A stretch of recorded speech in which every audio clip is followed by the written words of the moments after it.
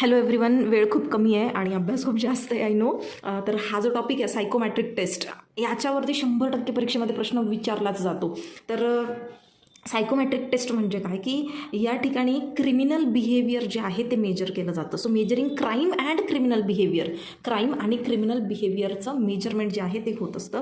Now measuring crime and finding the crime rate is essential to discover the root causes of crime. कशा करता आपण हे measuring करत असतो की जेणेकरून त्या ठिकाणी आपल्याला रूट कॉज काय आहे क्राईमचा तो डिस्कवर करता यावा. The who, when, how of crimes is addressed by quantitative techniques of measuring crime and which are vital in answering the why of crimes. की क्राईम कोणी केला, कुठे केला, कसा केला, हे सगळं आपल्याला समजून घ्यायचं असेल तर आपल्याला क्वांटिटेटिव्ह टेक्निक्स ज्या आहे मेजरिंग क्राईमच्या म्हणजे क्राईम मेजर करण्याच्या ह्या त्या ठिकाणी खूप इम्पॉर्टंट रोल जो आहे प्ले करतात. नाव मेजरमेंट ऑफ क्राईम. आता इथे क्रिमिनॉलॉजिस्ट जे आहे ना वेरियस टेक्निक्स जे आहे त्याचा वापर करतात. कशा करतात जेणेकरून क्वांटम आणि टाईप ऑफ क्राईम जो आहे एका पर्टिक्युलर सोसायटीमध्ये तो किती प्रमाणात आहे हे त्या ठिकाणी आपल्याला कळावं याकरता. क्वांटम म्हणजे काय बेसिकली की किती प्रमाणात, प्रमाण त्याचं किती आहे ना. Basically there are two kinds of criminal statistics. दोन प्रकारचे क्रिमिनल स्टॅटिस्टिक्स आहे. म्हणजे काय की दोन प्रकारच्या सोर्सेसमधून आपल्याला तिथे क्राईमचे स्टॅटिस्टिक्स म्हणजे काय नंबर की नंबरशी रिलेटेड आपल्याला ते संख्यात्मक जे आपल्याला रिझल्ट्स भेटत असतात ते. तर दोन प्रकार आहेत, एक आहे ऑफिशियल एक आहे अनऑफिशियल. आता ऑफिशियल म्हणजे काय की ऑब्व्हियसली जे गव्हर्नमेंट एजन्सीजकडून कलेक्ट केलेलं आहे ज्याला आपण ऑफिशियल एजन्सीज असं म्हणतो. कुठल्या क्रिमिनल जस्टिस सिस्टमच्या ज्या गव्हर्नमेंट एजन्सीज आहे म्हणजे आपलं पोलीस आलं, कोर्ट आलं, प्रोसिक्युटर्स आले, करेक्शनल इन्स्टिट्यूशन्स आहे, परोल आणि प्रोबेशन ऑफिसर्स आहेत. तर यांच्याकडून जो डेटा आलेला असतो तो काय आहे ऑफिशियल डेटा असतो. ओके. अनऑफिशियल कुठला आहे की जो काही ठिकाणी त्या जे रिसर्चर्स आहे, ॲकॅडमिशियन आहेत, नॉन गव्हर्नमेंटल बॉडीज आहे, सोशल वेलफेअर एजन्सीज आहे, यांच्यामार्फत जो डेटा आलेला असतो. तर मग हे दोन आपल्याला मेजर या ठिकाणी सोर्सेस भेटतात. कशा करता क्राईमला मेजर करण्याकरता. मग आता ऑफिशियल स्टॅटिस्टिक्स जे आहे ऑफिशियल स्टॅटिस्टिक्समध्ये काय काय येतात की क्राईम रेट, ठीक आहे, त्या ठिकाणी क्लिअरन्स रेट किती आणि रेसिडिव्हिजम रेट किती. क्राईम रेट म्हणजे किती प्रमाणात क्राईम होतोय तिथे. क्लिअरन्स रेट म्हणजे क्राईमची नोंद तर झाली पण क्लिअर किती झालेत, किती जणांचे अरेस्ट झाले. रेसिडिव्हिजम, आता रेसिडिव्हिजम म्हणजे काय की एकदा कन्व्हिक्शन झालेलं असताना पुन्हा ती व्यक्ती त्याच पद्धतीच्या क्राईममध्ये जे आहे ती इन्व्हॉल्व्ह होते. मग हे जे रेट आहे ना ह्या रेट्सवरनं आपल्याला बेसिकली क्राईम आणि क्रिमिनल बिहेवियरचं एक मेजरमेंट जे आहे ते सापडत असतं. Then next is unofficial statistics. आता हे कुठून येत असतात, दोन सोर्सेस आहे याच्यासाठी, सेल्फ रिपोर्ट आणि विक्टिमायझेशन सर्व्हिस. सेल्फ रिपोर्ट जिथे स्वतः जो पर्सन आहे ज्याने ऑफेन्स केलेला आहे काही तोच त्या ठिकाणी माहिती देत असतो पण त्याची माहिती कॉन्फिडेन्शियल ठेवलेली असते. आणि विक्टिमायझेशन सर्व्हिस की ज्याच्यासोबत तो गुन्हा झालेला असतो तो त्या ठिकाणी ती माहिती देत असतो. ना ऑफिशियल स्टॅटिस्टिक्स. आता ऑफिशियल स्टॅटिस्टिक्सच्या अंडर बघा काय सांगितलं की प्रत्येक कंट्रीकडे असं एक मेकॅनिझम असतं. कसलं टू रेकॉर्ड काय की जे काही क्राईम वगैरे घडतात ना ते त्याचं स्टॅटिस्टिक्स रेकॉर्ड करण्यासाठी. स्टॅटिस्टिक्स म्हणजे काय अगेन नंबर्स, संख्यात्मक ज्याचं विवेचन दिलेलं असतं ते. नाव इथे यातल्या यात सगळ्यात कॉम्प्रिहेन्सिव्ह सोर्स काय सांगितलं आता this is in relation to US. हे US च्या संदर्भात, अमेरिकेच्या संदर्भात, that is uniform crime report UCR programme of the US federal. तर US फेडरलचा जो हा UCR आहे हा आहे याच्यामध्ये वेगवेगळ्या 35 क्राईमच्या त्या ठिकाणी डिटेल इन्फॉर्मेशन दिलेले असतात. मग आता या ठिकाणी जे ऑफिशियल स्टॅटिस्टिक्स असतात क्राईमवरती तर त्याला कुठकुठल्या ॲस्पेक्ट्समध्ये त्या ठिकाणी बघितलं जातं की त्या ठिकाणी ज्यांची अरेस्ट झाली त्यांचं एज किती होतं, कुठल्या सेक्सचे होते म्हणजे मेल होते, फिमेल होते की ट्रान्सजेंडर होते, सोशल क्लास कुठला होता त्यांचा, गरीब परिवारातले होते, उच्चाभ्रू कुटुंबातले होते, मध्यमवर्गीय होते, रेस ऑफ अरेस्टीज कुठल्या रेसला ते बिलॉंग करतात, relationship between crimes and season म्हणजे इथे क्लायमेट की कुठल्या वातावरणामध्ये कुठल्या दिवसांमध्ये कुठले जास्त त्या ठिकाणी क्राईम होत असतात. आता जर तुम्ही बघितलं जनरली की एक उन्हाळ्याच्या सुट्ट्या असतात म्हणजे माझा जो एरिया आहे ना की तिथे शिक्षक कॉलनी आहे. तर ते शिक्षक कॉलनी मध्ये ना ते जेवढे काही तिथे मॅक्झिमम लोक आहेत ते उन्हाळ्याच्या सुट्टीमध्ये ना त्यांच्या गावी जातात सुट्टीला आणि हमखास उन्हाळ्याच्या पिरियडमध्ये त्या सुट्टीच्या पिरियडमध्ये तिथे घरफोडी होत असते, तिथे चोरी वगैरे होत असते.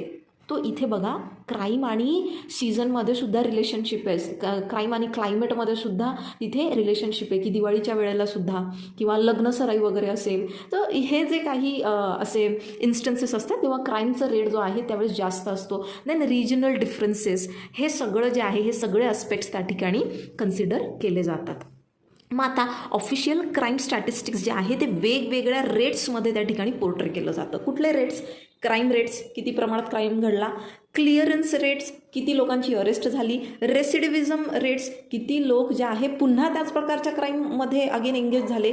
कन्व्हिक्शन रेट्स, किती प्रमाणात, किती त्या ठिकाणी जेवढे अरेस्ट झालेले होते, ज्यांचं त्या ठिकाणी ट्रायल सुरू झालं तर त्याच्यामध्ये ॲक्च्युअलमध्ये कन्व्हिक्ट किती लोक झाले. मग आता इंडियामध्ये हा जो क्राईमचा स्टॅटिस्टिक्स आहे, म्हणजे क्राईम संदर्भातचे हे जे नंबर्स आहे हे कोण मेंटेन करत असतं? तर bureau of police research and development. कोणा थ्रू? आता सॉरी, हे जे आहे ह्या ठिकाणी बेसिकली हा जो डेटा आहे तो मेंटेन करत असता. आणि 1984 पासून त्या ठिकाणी NCRB जी आहे, NCRB हा जो सगळा रेकॉर्ड आहे हा ठेवत असते.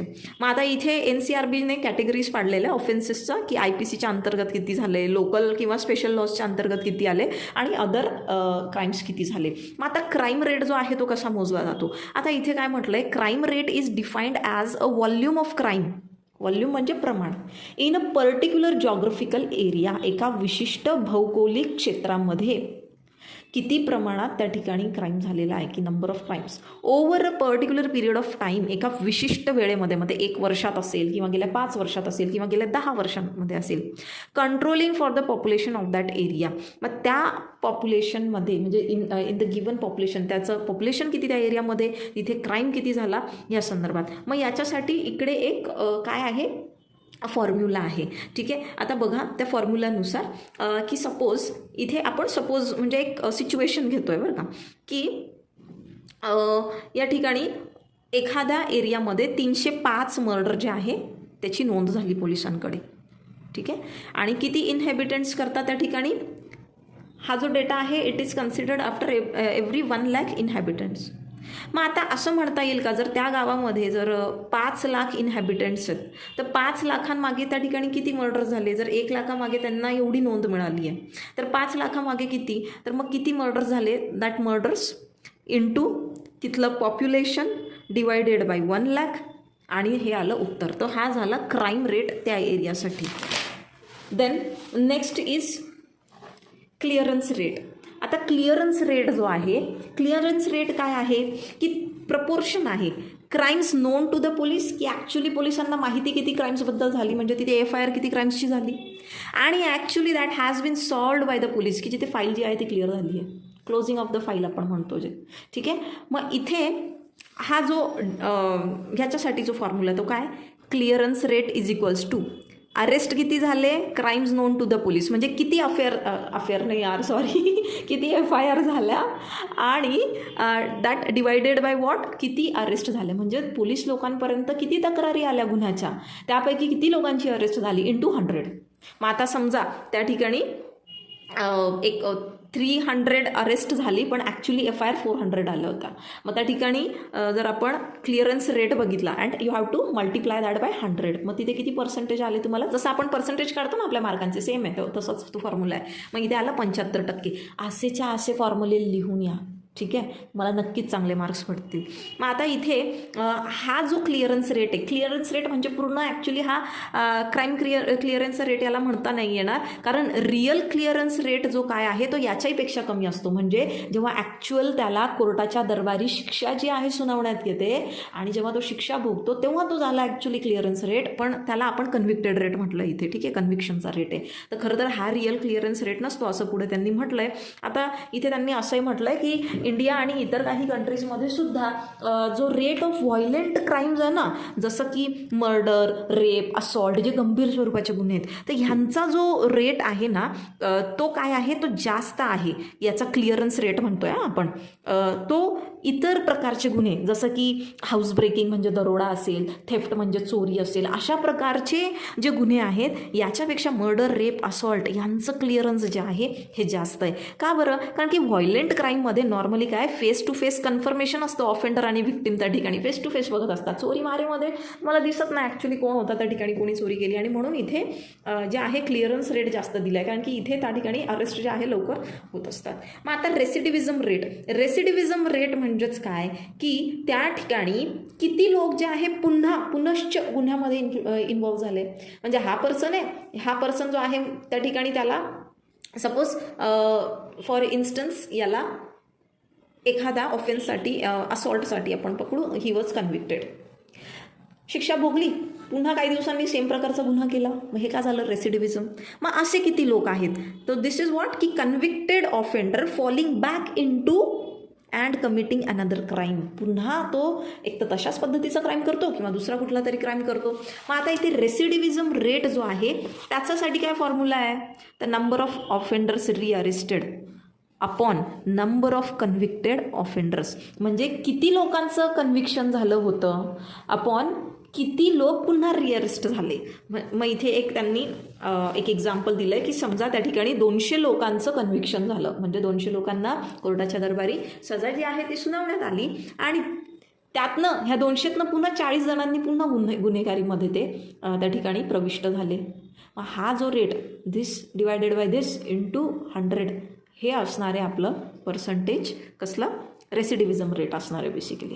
आता कन्व्हिक्शन रेट म्हणजे काय की तिथे कंप्लेंट झाली, अरेस्ट झाली, सगळं झालं, त्यानंतर जेव्हा ट्रायल झाली तेव्हा ॲक्च्युअलमध्ये सजा झाली. आता आपल्याला माहिती आहे जेवढ्या अरेस्ट होतात तेवढ्या लोकांना कन्व्हिक्शन होत नाही. का? कारण एकदा बऱ्याचशा केसेस खोटे नाटे असतात. पोलीस बऱ्याचदा त्या ठिकाणी खोट्या FIR जे आहे ते पण दाखल करतात. कधी कधी पर्सनल ग्रजेसमधून आलेले असतात, आणि कधी कधी वकील लोक स्मार्ट असतात, ते मस्तपैकी त्या ठिकाणी गुन्हेगारांनासुद्धा निर्दोष त्या ठिकाणी सिद्ध करण्यामध्ये यशस्वी होतात. ठीक आहे. तर मग याच्यासाठी फॉर्म्युला काय आहे?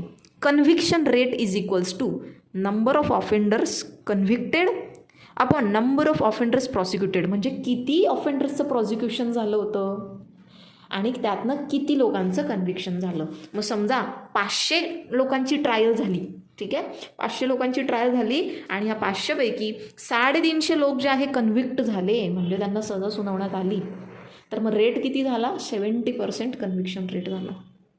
मग आता इथे ऑफिशियल स्टॅटिस्टिक्स जे आहे, आता हे आपण पाहिलं की जे ऑफिशियल रेकॉर्ड्समधून जे आपल्याला हा डेटा मिळत असतो, जे स्टॅटिस्टिक्स येत असतं, याचं लिमिटेशन काय?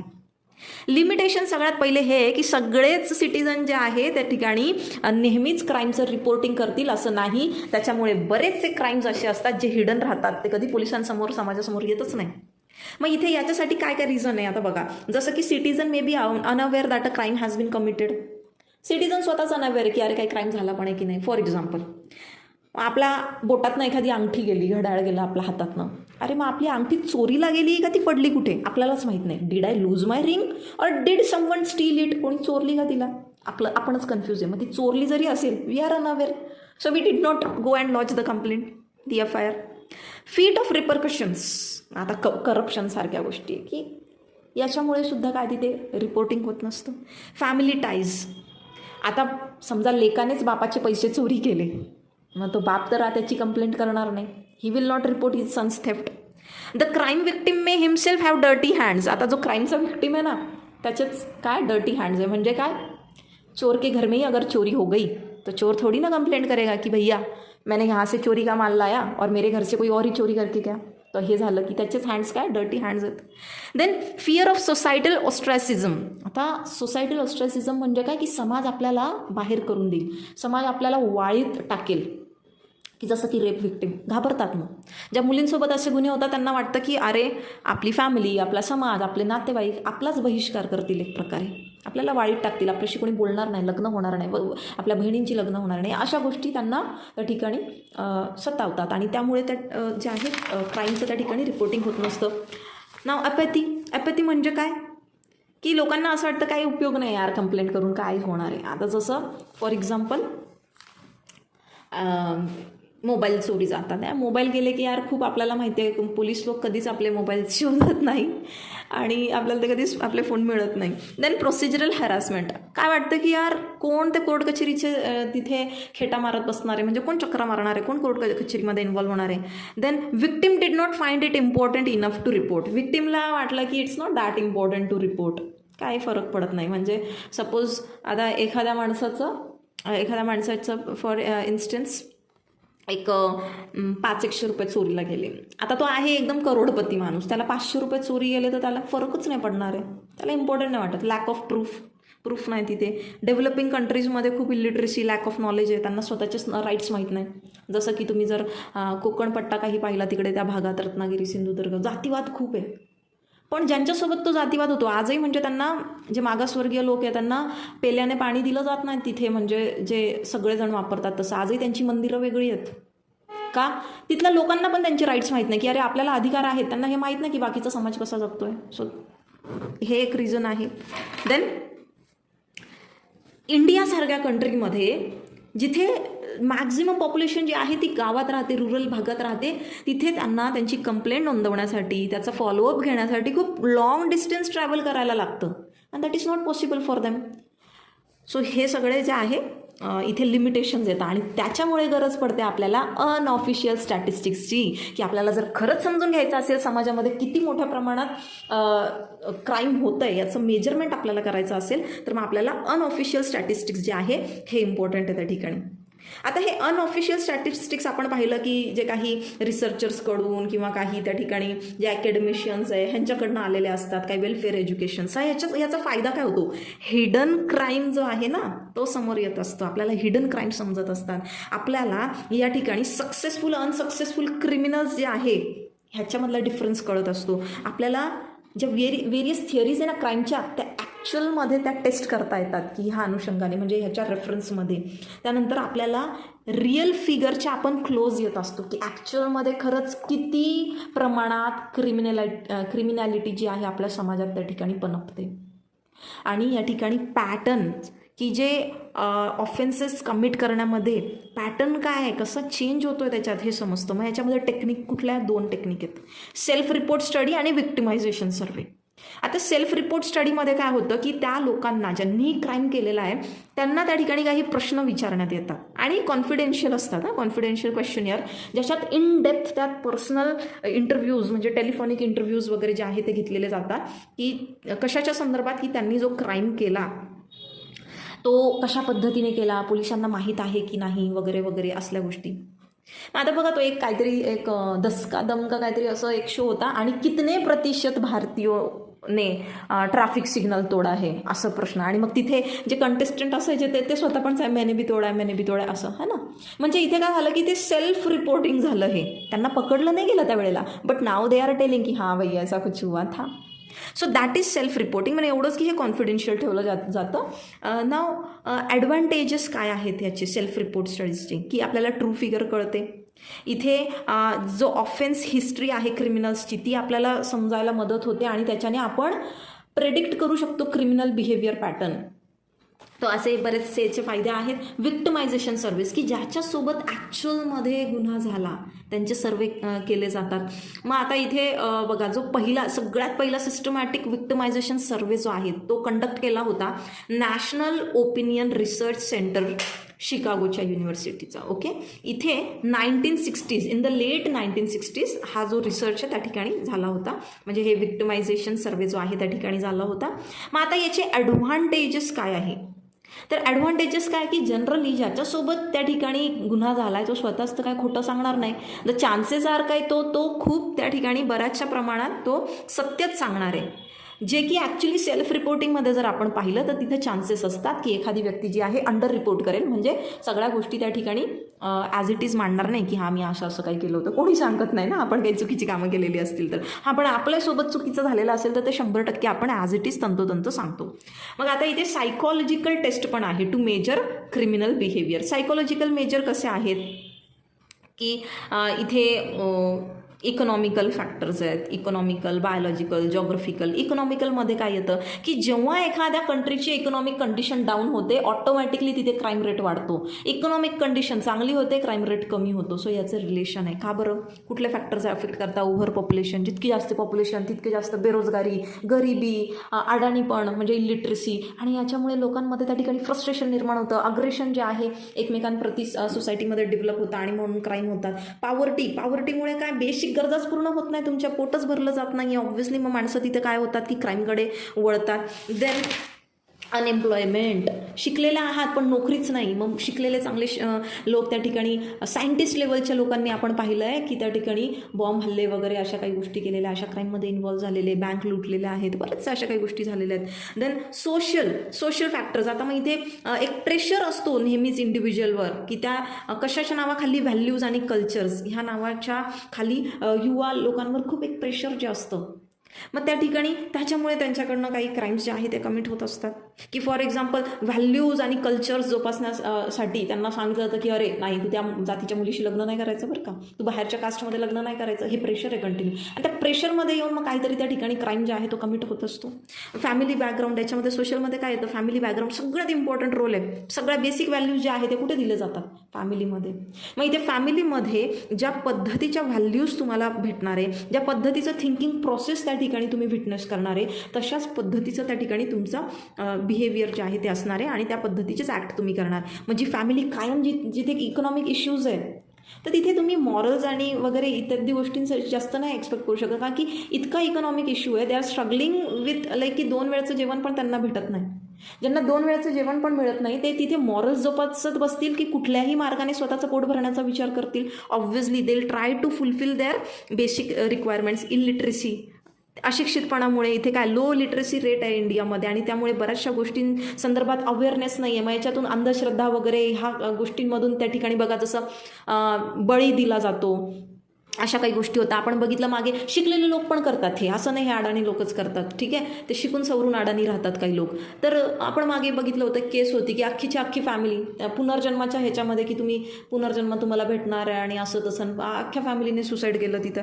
देन हे सगळे लॉ एन्फोर्समेंट. आता इथे ज्यांच्या हातात कायदा आहे म्हणजे जे कायद्याचे त्या ठिकाणी काय म्हणतो आपण की अंमलबजावणी ज्यांनी करायची तेच करप्ट आहेत, की कुंपणच शेत खात आहे. मग त्याच्यामुळे सुद्धा क्राईम रेट वाढतो. देन एक्सपोजर ऑफ मीडियामध्ये अशा गोष्टी बघायला भेटतात.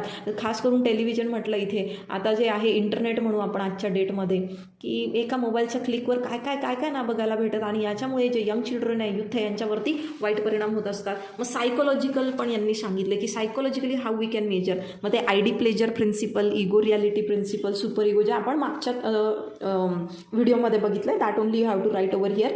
सो बिहेवियर थिअरी सांगितली आहे. त्याच्यातनं काय की life experiences, family members, mass media ह्याच्या थ्रू अग्रेशन जे आहे लर्न केलं जातं असं ते म्हणतात. ह्याच्या थ्रू तुम्ही अग्रेशन शिकतात. व्हायलन्स जो आहे तुमच्यात इथून येत असतो. Life experiences, family member and mass media.